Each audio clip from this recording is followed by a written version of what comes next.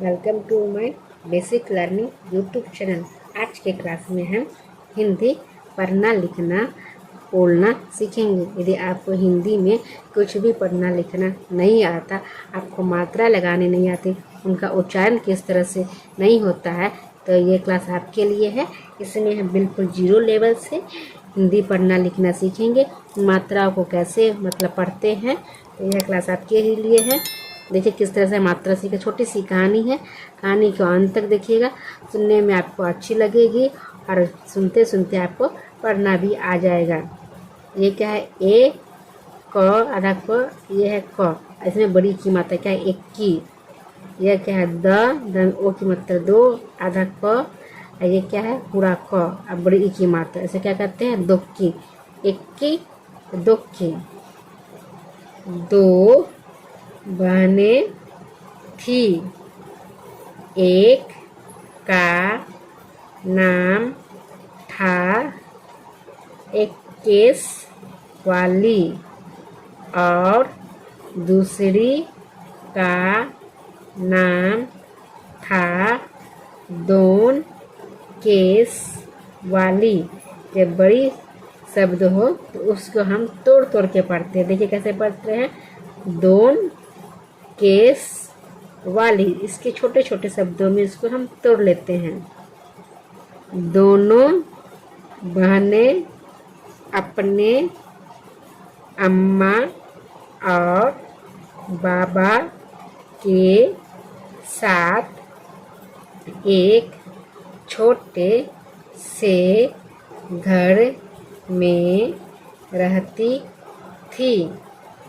एक केस वाली का एक ही बाल था, इसलिए सब उसे एक्की बुलाते थे।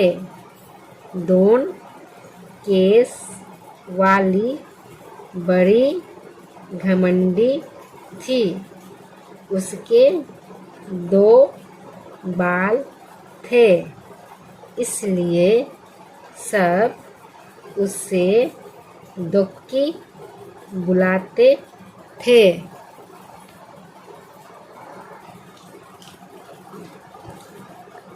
अम्मा सोचती थी कि दुक्की जैसी सुंदर लड़की तो दुनिया में है ही नहीं, और बाबा उनको सोचने की फुर्सत ही कहाँ।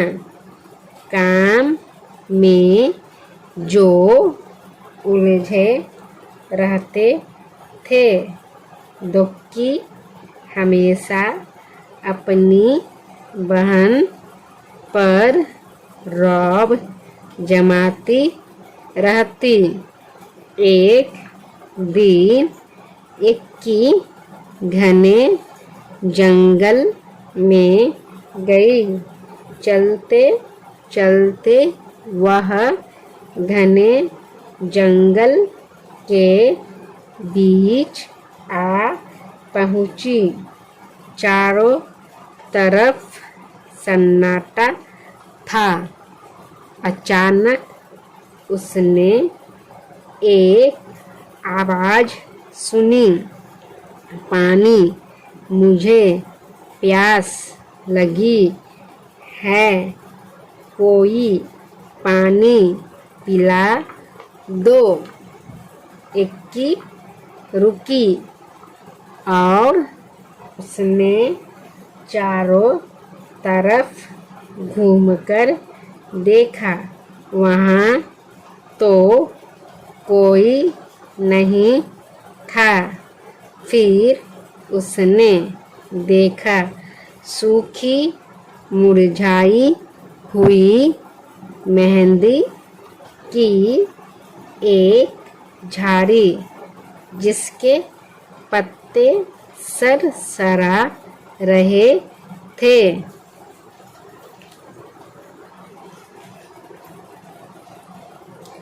पास में ही पानी की धारा बह रही थी। इक्की ने चुल्लू में पानी भरकर एक बार, दो बार, कई बार झाड़ी के ऊपर डाला। मेहंदी की झाड़ी बोली, धन्यवाद इक्की, मैं तुम्हारी ये मदद याद रखूंगी। इक्की आगे बढ़ गई। फिर अचानक सन्नाटे में उसे एक और आवाज़ सुनाई दी, मुझे भूख लगी है, कोई मुझे खाना खिला दो। इक्की ने देखा कि एक मरियल सी गाय पेड़ से बंधी हुई थी। इक्की ने घास फूस इकट्ठी की और गाय को खिला दी। उसके बाद उसने गाय के गले में बंधी रस्सी को खोल दिया।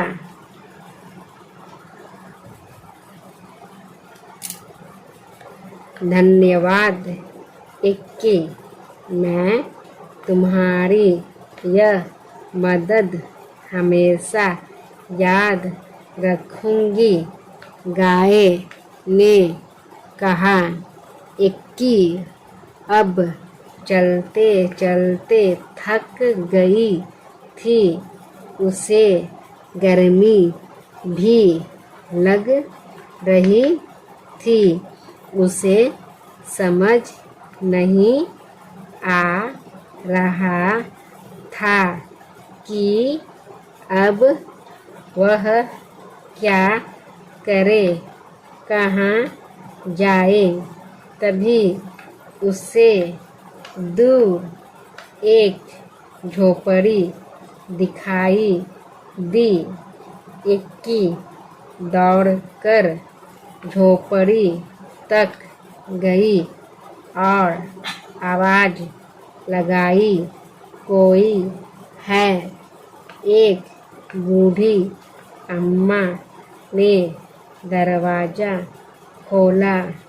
बूढ़ी अम्मा ने कहा, आहा, आ गई मेरी बच्ची, मैं तुम्हारी ही राह देख रही थी। आओ अंदर आ जाओ। इक्की हैरान हो गई और चुपचाप झोपड़ी में आ गई। झोपड़ी में आकर उसे बहुत अच्छा लगा।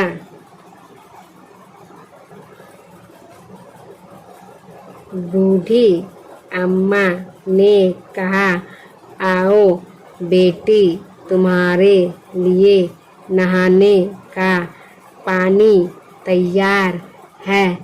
पहले अच्छी तरह से तेल लगाओ और उसके बाद नहा लो, फिर हम खाना खाएंगे। इक्की ने शर्माते हुए कहा, नहीं नहीं। अम्मा ने पुचकार कर कहा, अरे नहीं, क्या जैसा मैं कहती हूँ वैसा करो। इक्की ने बूढ़ी अम्मा की बात मान ली। फिर पता है क्या हुआ? इक्की ने जैसे ही अपने सिर से तौलिया हटाया तो उसने पाया कि उसके सिर पर एक नहीं परंतु बहुत सारे बाल थे। इक्की इतनी खुश हुई कि वह खाना खा ही नहीं सकी।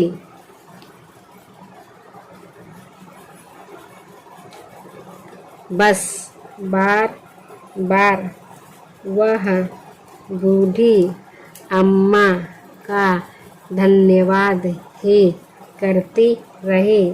बूढ़ी अम्मा ने मुस्कुराते हुए कहा, अब तुम घर जाओ बेटी और हमेशा खुश रहो।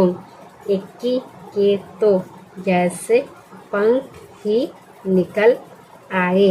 वह सरपट घर की तरफ दौड़ चली।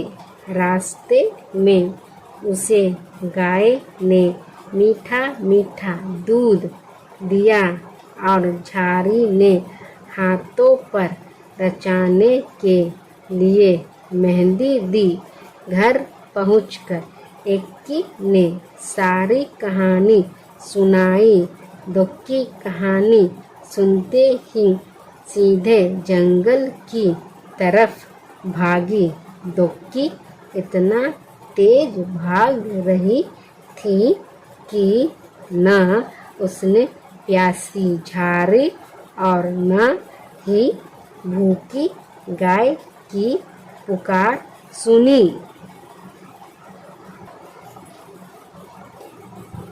वह तो धड़ाती हुई झोपड़ी में घुस गई और बूढ़ी अम्मा को हुक्म दिया, मेरे लिए नहाने का पानी तैयार करो। हाँ आओ, मैं तुम्हारी ही राह देख रही थी। पानी तैयार है, नहा लो। बूढ़ी अम्मा ने दुखी से कहा। झटपट नहाने के बाद जैसे ही दुखी ने तौलिया सिर से हटाया, उसकी तो चीख निकल गई। दुखी के दो ही तो बाल थे और वे भी झड़ गए थे। रोते रोते दुखी घर की तरफ चलने लगी। रास्ते में उसे गाय ने सींग मारा और मेहंदी की झाड़ी ने कांटे चुभो दिए। मगर अब दुखी अपना सबक सीख चुकी थी। इसके बाद इक्की दुखी अपने अम्मा बाबा के साथ खुशी खुशी रहने लगे। Thanks for watching.